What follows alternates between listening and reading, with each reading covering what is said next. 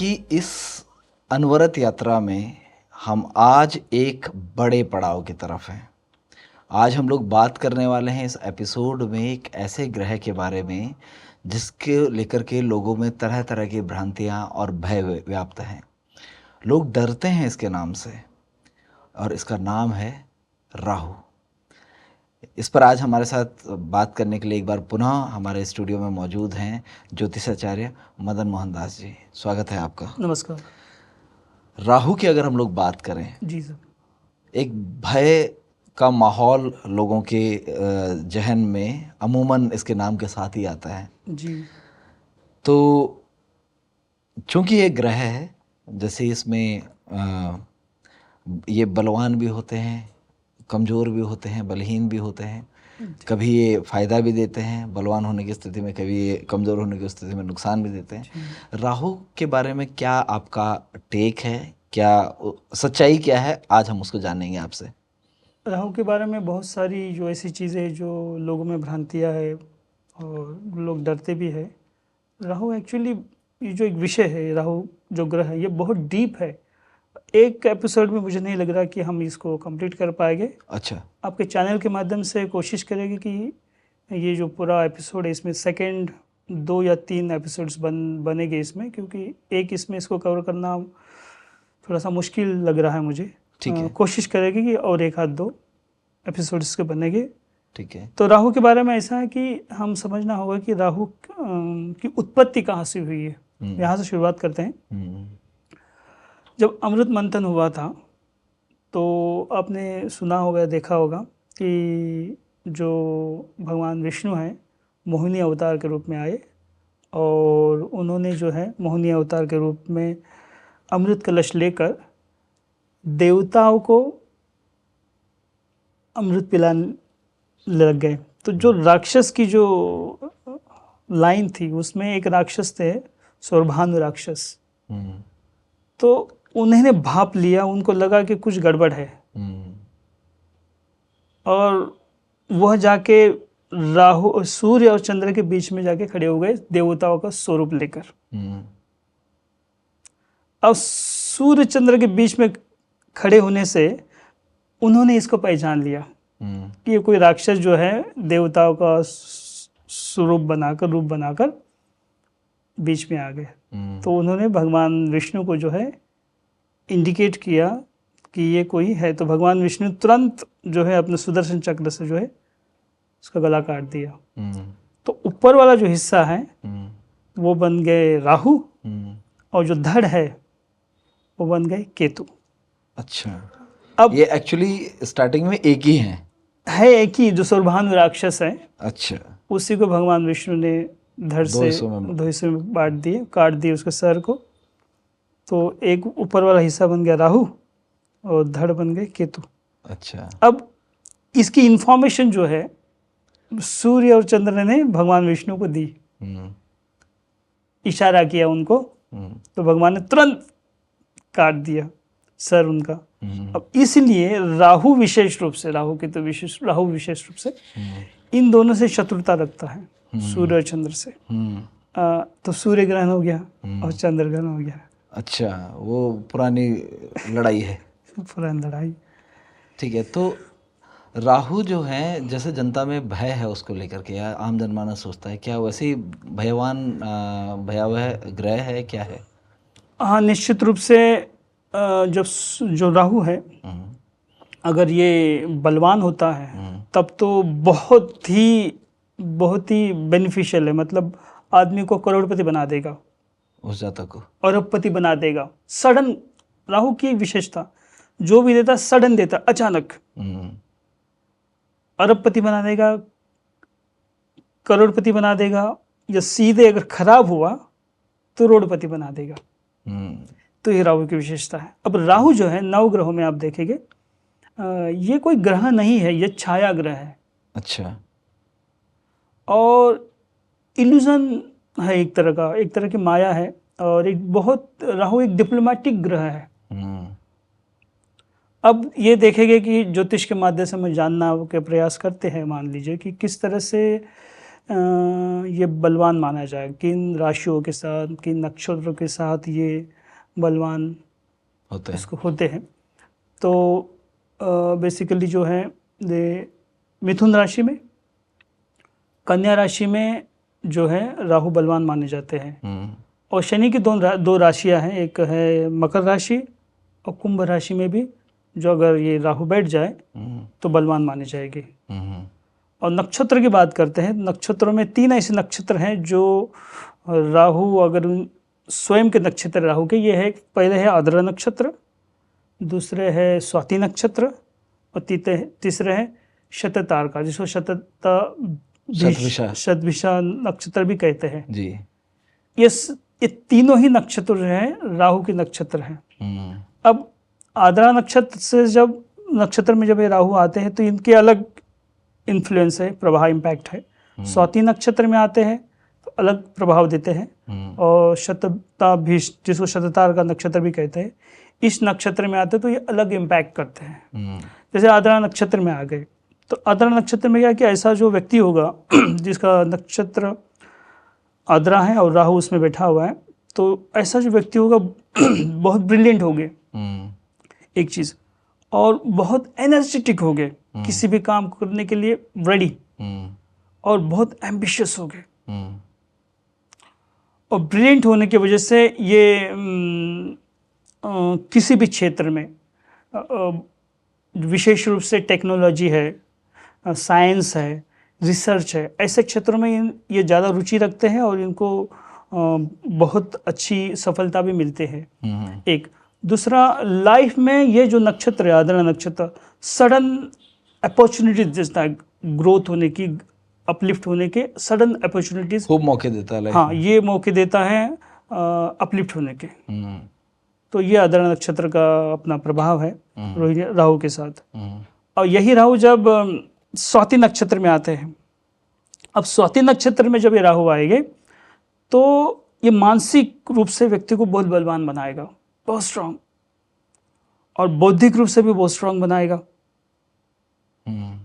तो ऐसा व्यक्ति साइंस हो गया और एकेडमिक क्षेत्र हो गए और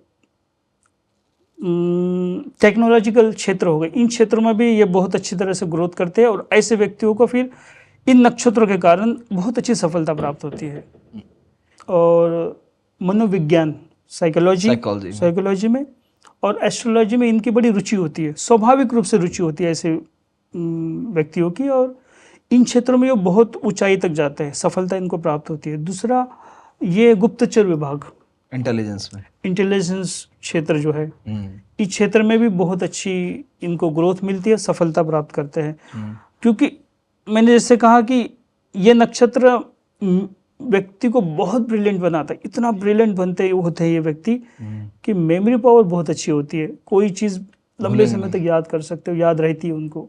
तो ये विशेषता इन नक्षत्रों की है।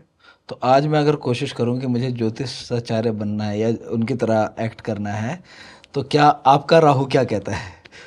आपने कहा कि एस्ट्रोलॉजी में जा सकते हैं, आपका अपना राहु क्या कहता है? मेरा अपना पर्सनल राहु, मेरा राहु जो है मकर राशि का राहु है। अच्छा।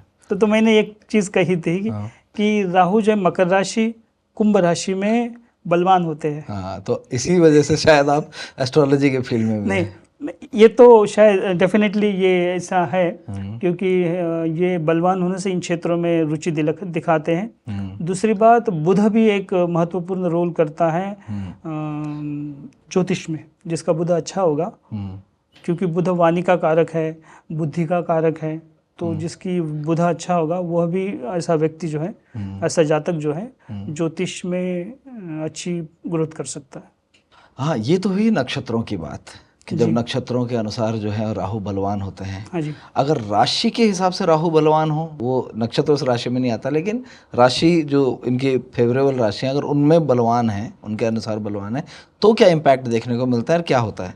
राहु जो है पॉलिटिक्स में भी, जिस व्यक्ति का राहु बलवान होगा, राशि से हो, नक्षत्र से हो, तो ऐसा व्यक्ति पॉलिटिक्स में काफ़ी ऊंचाई तक आता है। क्योंकि देखिए, राहु में एक विशेषता, राहु जो है डिप्लोमेटिक ग्रह है, कूटनीतिज्ञ जिसको बोलते हैं, कि आपके साथ एक बहुत अच्छा बोल रहा है, दूसरे के साथ बात करे उसको बहुत अच्छा बोलेगा, तीसरे से बात करेगा तो उससे भी बहुत अच्छा बोलेगा, डिप्लोमेटिक है।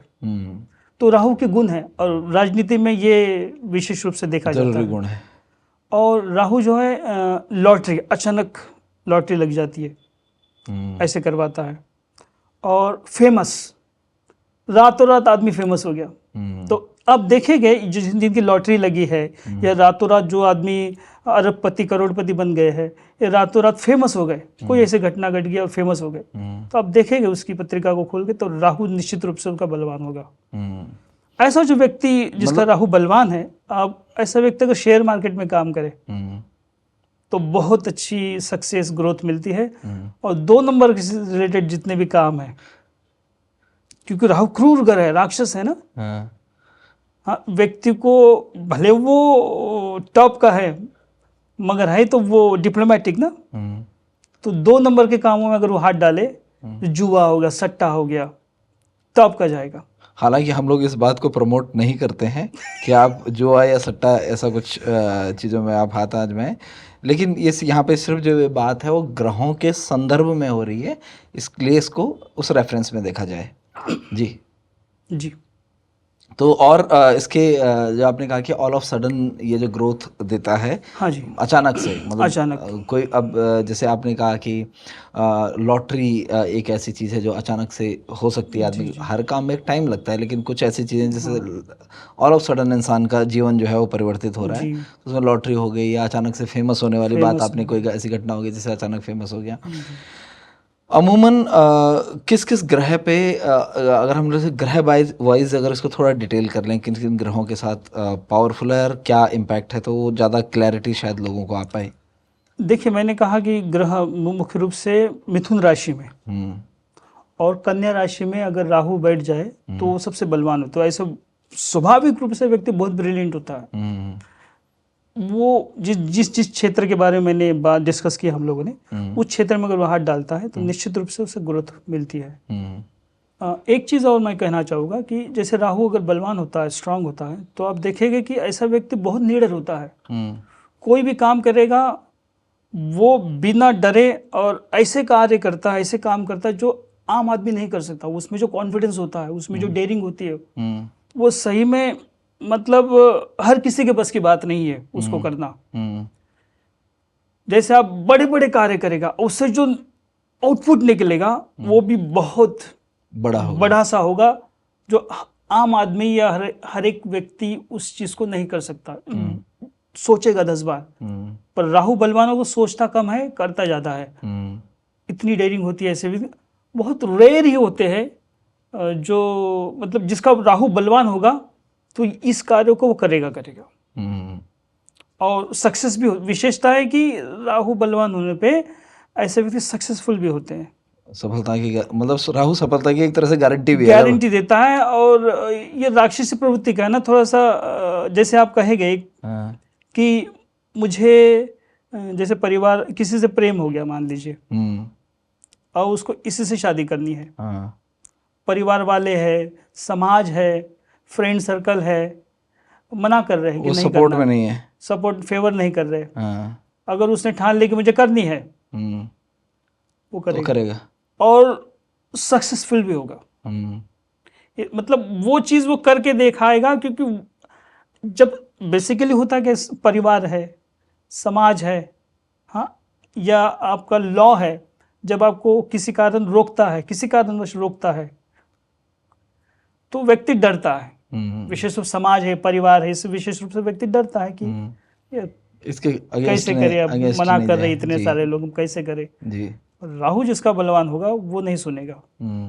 राक्षस है ना, क्रूर कर रहे हैं ना वो एक तरह से, वो करेगा, उसको करके दिखा। अब उसके जो भी साइड इफेक्ट्स होंगे जो होंगे, पर वो करेगा जो उस कार्य को। तो इस तरह की हरकतें राहु अक्सर करता है। तो मतलब नेगेटिव भी तो हो सकता है कि मतलब भाई वो अड़ गया तो करेगा तो नेगेटिव, पर हाँ उसे शायद उसमें सफलता मिल जाए नेगेटिव करने में। हाँ, उसको उसने ठान ली कि मुझे करना है तो करेगा उसको। अब वो कितना विरोध हो उसको करेगा। और अब ये अलग विषय है कि उसके परिणाम विवाह के बाद फिर उसकी क्या स्थिति बनती है ये अलग विषय हो गया, पर वो उस चीज को करेगा। तो राहु उस तरह का है, निडर है, डरता नहीं किसी से। उसको जो चीज करनी है, जो चीज उसने सोची है कि मुझे करना है, उसको करके रहेगा।